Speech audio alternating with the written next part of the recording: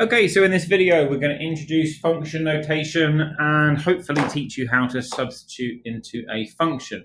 So the reason for needing this is we really need a more powerful way of describing algebra than we currently have at the moment, okay? So before we get into exactly what function notation is, let's just make sure we understand what a relation is and what a function is. So these definitions are in front of you now. So a relation is any set of points on the Cartesian plane, and a function is a relation where no two different ordered pairs have the same first member or x coordinate. And I'll get into really what that's all about in just a moment. So what is function notation? Okay, so maybe you've seen before something like y equals 2x minus 1. Well, function notation can say the same thing, but I don't want to use y anymore, okay? I want to use I want to just say that x does something, it has some operations that happen to it, and it becomes 2x minus 1, okay? So we write that in function notation as given below. F is such that x is converted into 2x minus 1, and you can see what that looks like here. Another way of writing it is also this. F of x, like that, okay, is equal to 2x minus 1. And both of these two things are exactly the same. Okay, now it doesn't matter which way around you see it, it means the same thing.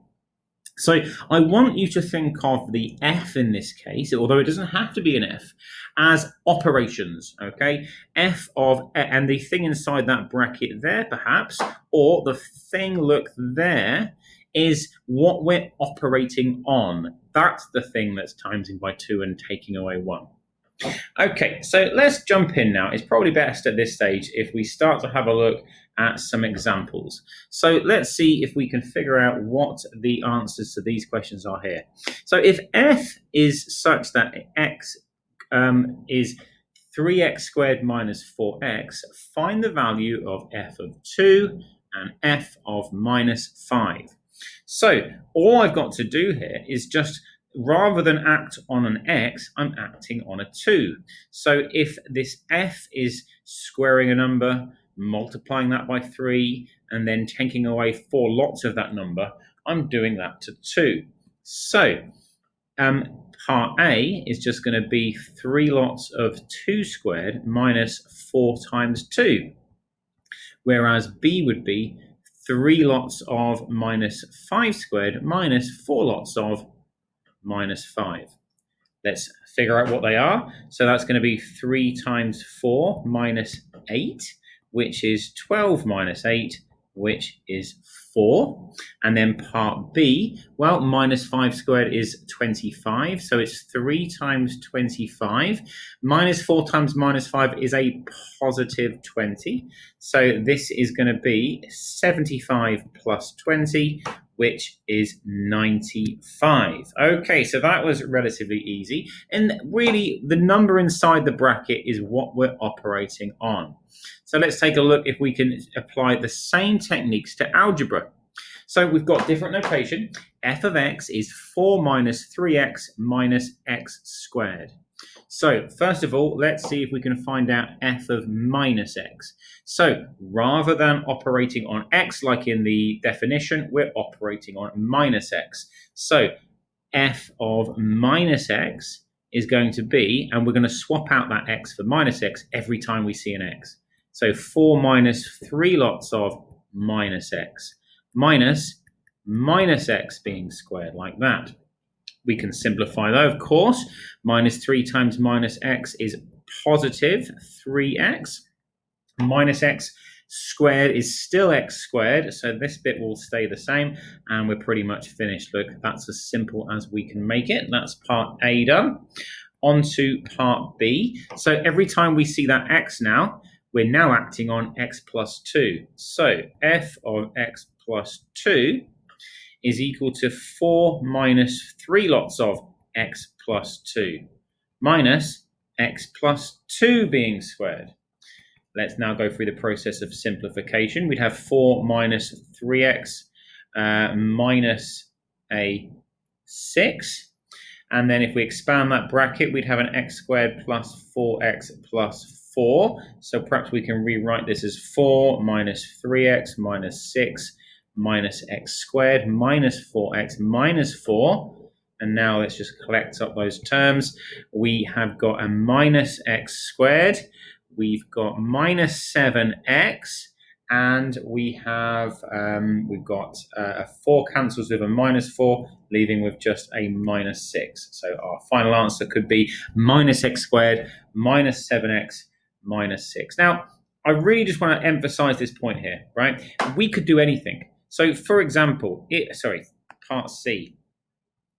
If we did f of, I don't know, something ridiculous, heart symbol, okay, it would just be 4 minus 3 lots of heart symbol minus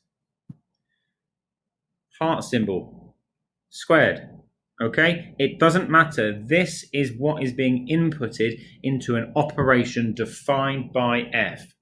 Okay, let's carry on. Let's do our final example. Let's see if we can put this all together. So p this time is defined to be a square followed by 4 times the number or the input minus 3.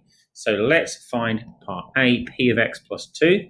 That's going to be x plus 2 all squared plus 4 lots of x plus 2 minus 3. Now, I'm going to do all of these at the same time to really emphasize this point. We'll simplify them all in a moment. So part B would be 1 minus x all squared plus 4 lots of 1 minus x minus 3. Part C is going to be minus x squared plus 4 lots of minus x minus 3.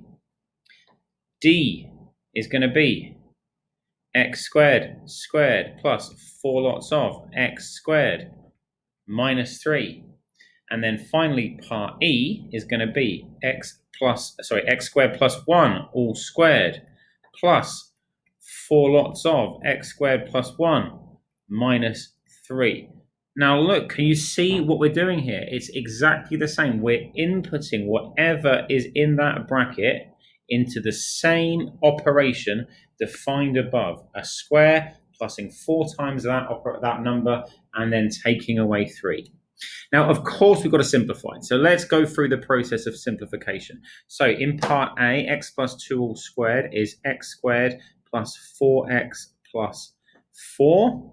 We can then expand the next bracket, plus 4x plus 8 minus 3. And so now we can collect those pieces up to give us our final answer. An x squared plus 8x plus 9. Okay, part B, x minus 1 all squared. Well, that's going to give us a 1 minus 2x plus x squared. Then expand the bracket, plus 4 minus 4x, and that minus 3.